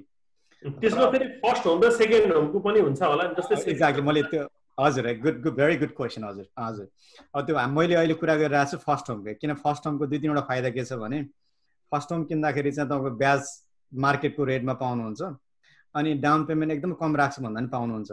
So हाम्रो फर्स्ट ट्राई त अब फर्स्ट होम नै भएको हुनाले फर्स्ट होमकै लागि ट्राई गर्छौँ। त्यो गर्दाको लागि विभिन्न रुलहरू एप्लाई हुन्छ। तपाईँको 50 माइल्स रेडियसभित्र घर किन्नुपर्ने हुन्छ एउटा। अब 50 माइल्स रेडियसभन्दा बाहिर जाने बित्तिकै तपाईँ म त्यहाँ मुभ हुँदैछु तर मेरो जब पनि मिलिसकेको छ भनेर देखाउनु पऱ्यो होइन। उबर चलाउने साथीहरूलाई त सजिलो भयो, सिम्पली म चाहिँ त्यहाँ गएर पनि उबर चलाउँछु भन्न मिल्यो। अब न्युयोर्कमा एउटा फ्याक्ट्रीमा एमाजोनमा काम गर्नुहुन्छ भने अब म बल्टिमोरको एमाजोनमा मलाई जबको अफर आएछ भनेर तपाईँले अफर लेटर देखाउन सक्नुहुन्छ होइन। अब तर अरू इन्डस्ट्रीमा काम गर्नुहुन्छ भने कहिलेकाहीँ च्यालेन्ज हुन्छ त्यो चाहिँ, किनभने त्यो चाहिँ तपाईँ it's a really good question. अनि स्पेसल्ली साथीहरू चाहिँ न्युयोर्क न्यू जर्सीबाट सुनिराख्नु भएको छ भने र तपाईँहरू मेरील्यान्ड नै आउनुपर्छ भन्ने छैन, आउनुभयो भने हामीले एकदम वेलकम गर्छौँ। अब तपाईँ अरू स्टेटमा कहीँ जाँदै हुनुहुन्छ भने के तपाईँले ध्यान दिनु होला भन्दा, तपाईँले प्राइमेरी घर किन्न चाहनुहुन्छ भने र किन्न अब तपाईँको फर्स्ट एटेम्प त्यही नै हुन्छ भने तपाईँ त्यो स्टेटमा गएर त्यो स्टेटमा मेरो जब छ भनेर जब देखाउनु पर्ने हुन्छ, बुझ्नु एउटा कुरा। अब यदि त्यो हिसाबले किन्ने होइन, म चाहिँ इन्भेस्टमेन्टको लागि मात्रै किन्ने हो भने चाहिँ तपाईँ जहाँ पनि किन्न सक्नुहुन्छ। तपाईँ हवाईमा पनि किन्न सक्नुहुन्छ, क्यालिफोर्निया किन्न सक्नुहुन्छ। तर त्यसमा रुलहरू फरक के हुन्छ भन्दा तपाईँले मिनिमम 20% डाउन पेमेन्ट गर्नै पर्छ। तपाईँको मार्केटमा रेट 3% छ भने तपाईँको लगभग % हायर, मेबी 4% जति ब्याज तिर्नुपर्छ होइन। इन्भेस्टमेन्ट भनेको बेसिकली तपाईँलाई रेन्टल प्रपर्टी किने जस्तो जहाँ पनि किन्न पाउनु हुने भयो। सो त्यो 2टा कुरा ख्याल गर्नु पर्यो। यसमा एउटा मैले प्रश्न जोड्न चाहेँ, एउटा स्टेटमा बसिरहेका छन्, अब त्यो स्टेटमा म अहिले बस्दिनँ, नयाँ स्टेटमा जान्छु र म भइरहेको काम पनि छोडिरहेको छु र नयाँ स्टेटमा गएर काम खोजेर म त्यही सेटल हुन्छु भनेर सोच राख्ने मान्छेहरूलाई चाहिँ तपाईँ के सल्लाह दिनुहुन्छ? जस्तै न्युयोर्कमा काम गरिरहेका छन्, यो डेली ग्रोसरी अथवा चाहिँ कन्भिनियन्स स्टोरमा काम गरिरहेका छन्, अथवा चाहिँ कतै होटलतिर काम गरेका छन्, जुन त्यो उबर र ट्याक्सी बाइक अरू ठाउँमा काम गरेका मान्छेहरूले अब यो म सिटीमा बस्दिनँ, मसित अलिअलि यो धान्न गाह्रो भयो भन्ने पनि छन् होइन। तर अब नयाँ स्टेटमा गइहाल्दाखेरि चाहिँ त्यहाँ के छ, त्यहाँ गएर काम खोज्नु पर्यो। अब अहिले धेरैजनाले काम गुमाएका छन्, नयाँ ठाउँमा गएर काम खोज्नु पर्ने भएपछि त्यस्तो मान्छेहरूको चाहिँ कन्डिसनमा के हुन्छ? अब त्योमा चाहिँ अब यस्तै हाम्रो नेटवर्कहरू जस्तै अब यहाँको लोकल संस्थाहरू, यहाँको जस्तै अब जुन अघि रमेश भाइले चाहिँ मेन्सन गर्यो, हामी जुन अब मोर्गेज रियल एस्टेट बाहेक पनि हामी अरू पार्ट अफ हाम्रो कम्युनिटीको लाइफमा पनि इन्भल्भ छौँ होइन। त्यो साथीहरू आएर यहाँ जब खोज्न चाहनुभयो भने हामीलाई चाहिँ अन डेली बेसिसमा धेरै इम्प्लोयरहरू, अब अहिले त नेपाली इम्प्लोयरहरूलाई रिच आउट गरिरहनुहुन्छ, मलाई काम गर्ने मान्छे चाहियो, चाहियो त चाहियो भनेर। हामीले चाहिँ त्यो दुईजनाको म्यारेज गरिदिन सक्छौँ, कनेक्ट गराइदिन सक्छौँ होइन। फलानुलाई जब चाहिएको छ मान्छे खोजिराख्नु भएको छ भनेर। सो एउटा त्यो अब यो ठुलो मुभ भएको हुनाले चाहिँ अब पहिलो भिजिटमा आएर घर हेर्छु भन्दा पनि पहिलो भिजिटमा आएर चाहिँ ठाउँ बुझ्ने, साथीहरूसँग कनेक्ट हुने, यहाँको इन्भाइरोमेन्ट बुझेर चाहिँ अनि सेकेन्ड भिजिट थर्ड भिजिटमा चाहिँ घरहरूको कुरा गर्दा चाहिँ उपयुक्त होला होइन। आएर चाहिँ फर्स्ट भिजिटमा घरको कुरा गर्दा पनि राम्रो हुन्छ, तर चाहिँ that's not the first time like हामी गाडीमै चढेर घर हेर्न जाउँ भन्ने हिसाबले होइन कि। आएर चाहिँ त्यो एउटा सल्लाह मागेर यहाँको जब मार्केट बुझेर अनि जब कसरी चाहिँ यहाँ चाहिँ इन्भल्भ हुने त्यो बुझ्दा राम्रो हुन्छ। निश्चय पनि तपाईँलाई मन परेको लोकेसन मलाई मन नपर्न सक्छ, तपाईँलाई मन परेको ल्यान्डस्केप मलाई मन नपर्न सक्छ। त्यस कारणले घर जस्तो किन्ने कुरो आएर एकपल्ट आफूले हेर्न राम्रो हुन्छ। हामी निकै 1 घन्टा घर गइसक्यौँ, अब कार्यक्रमको अन्त्यतिर आइसकेका छौँ। अहिलेसम्म हामीले घर किन्नेको पक्षमा मात्रै कुरा गऱ्यौँ। अब बेच्नेको लागि तपाईँ के सल्लाह दिनुहुन्छ? किन त कतिपय नेपालीहरू त घर बेच्न भनेर रेडी बस्नुभएको थियो होला। अब यो बेलामा घर बेच्नेहरूलाई चाहिँ तपाईँ के सल्लाह दिनुहुन्छ? हजुर, अब बेच्ने र किन्ने चाहिँ एउटै इन्डस्ट्री भए पनि दुईवटा सेपरेट एनिमल हो तिनीहरू चाहिँ छोटकरीमा भन्नुपर्दा। घर किन्ने मान्छेहरू चाहिँ सकेसम्म सस्तोमा किनौँ, राम्रो किनौँ होइन, अब राम्रो लोकेसनमा किनौँ भन्ने हुन्छ। बेच्ने मान्छेहरू सकेसम्म बढीमा बेच्छ, केही गर्न नपरोस् होइन, केही पनि नगरिकन एज इज बेच्नु पऱ्यो भन्ने हुन्छ। अन्त रियालिटी के त भन्ने कुरा चाहिँ अब हामी जस्तो एउटा प्रोफेसनल अथवा बिचको मान्छेहरूले चाहिँ we can tell you exactly what needs to be done होइन। अब घर बेच्नु तपाईँले बेच्ने प्रयास गर्दै हुनुहुन्छ भने त्यो घरलाई कतिमा बेच्न सकिन्छ, तपाईँ रियलिस्टिकली अहिले मार्केट भ्यालु कति छ, बेच्दाखेरि लाग्ने कस्टहरू के छ, किन्दाखेरिमा कतिपय मान्छेहरूलाई चाहिँ होम ओनरहरूलाई के थाहा छैन भन्दा किन्दा भन्दा बेच्दाखेरि क्लोजिङ कस्ट अझ महँगो हुन्छ अलिकति, किनभने बेच्ने सेलरहरूले प्रायः जस्तो स्टेटहरूमा चाहिँ एजेन्टहरूको कमिसन पनि पे गर्नुपर्ने हुन्छ, ट्याक्स पनि तिर्नुपर्ने हुन्छ। सो ट्रुली चाहिँ मेरो अब मार्केट भ्यालु कति छ, कति कस्ट लाग्छ र बेच्नको लागि प्रेजेन्टेबल गर्नको लागि मान्छे आएर घर देखे हेरेर मैले यो किनौँ भन्ने पार्नको लागि प्रेजेन्टेसनहरू के गर्नुपर्छ त्यसको एउटा होल हामीले एउटा सेसन नै गर्न सक्छौँ होइन। अब प्रेजेन्टेसन कसरी गर्ने, मेरो मार्केटको भ्यालु कति छ भनेर बुझ्ने र मेरो कस्ट कति लाग्छ भने यी कुराहरू चाहिँ बुझ्नको लागि चाहिँ अब प्रोफेसनलसँग बसेर एउटा कन्सल्टेसन गर्नु पर्यो। म हाम्रो छलफल हेर्दै जिज्ञासा राख्नुहुने गौतम विवेकको प्रश्न छ, म त्यो राख्न चाहन्छु रमेशजीलाई। जस्तै विभिन्न कारणले गर्दाखेरि जस्तै प्री एप्रुभल पनि ब्याङ्कबाट चाहिँ कहिलेकाहीँ सक्सेस नहुन सक्छ, रोकिन सक्छ भन्ने कुरा उहाँले गर्नुभएको छ होइन। हो यस्तो अवस्थामा के गर्ने, यसका कुनै इभिडेन्टहरू छन् अथवा त्यसका कुनै पर्सपेक्टिभहरू छन् यसलाई प्रश्न पार्ने भनेर सोध्नु भएको छ उहाँले। अब त्यो अघि यो म घर बेच्नेहरूको सवालमा नि एउटा एड गर्न चाहन्छु होइन। जस्तै I think this is the right time to sell the house होइन। अघि मैले भने तपाईँको एभरेज होम प्राइस एकदमै बढेको छ र अमेरिकाभरि हेर्ने हो भने तपाईँको घर homes are selling faster than last year होइन। अब 60 दिनभित्रमा चाहिँ घर बिकिरहेको छ। त्यही भएर चाहिँ घर बेच्न चाहनेहरूको लागि चाहिँ यो बेस्ट टाइम हो होइन। र अब अर्को हजुरले राख्नुभएको त्यो जिज्ञासामा चाहिँ प्री अप्रुभल भन्ने धेरैवटा फ्याक्टर्समा चाहिँ डिटरमाइन गर्छ होइन। प्रायः जसो लेन्डर्सहरूको चाहिँ सेम नै गाइडलाइन्सहरू हुन्छ होइन। तपाईँले एउटा लेन्डरले चाहिँ अब केही इन्फर्मेसन दियो भने त्यो केस बाई केस बेसिसमा डिपेन्ड हुन्छ होइन, किन दिएन प्री अप्रुभल, रिजन के हो होइन। कहिलेकाहीँ सानोतिनो रिजनले गर्दा ठुल्ठुलो ब्याङ्क्सहरूको चाहिँ रिक्वायरमेन्ट्स हाई हुन सक्छ, त्यो अवस्थामा चाहिँ तपाईँ सानो लेन्डर्सहरूसँग जानुभयो भने स्मल सानो कुराहरू चाहिँ एक्जेम्सन हुनसक्छ होइन। अब त्यो हुनाले चाहिँ आई थिङ्क यो केस बाई केस बेसिसमा चाहिँ डिपेन्ड हुन्छ होइन, किन प्री अप्रुभल पाउनु भएन। यदि पाउनु भएन भने पनि अबको 2 महिना 3 महिनाभित्रमा चाहिँ के गर्दाखेरि चाहिँ उहाँ प्री अप्रुभ हुनुहुन्छ त्यो पनि लेन्डरसँग सल्लाह गर्दा बेस्ट हुन्छ होइन।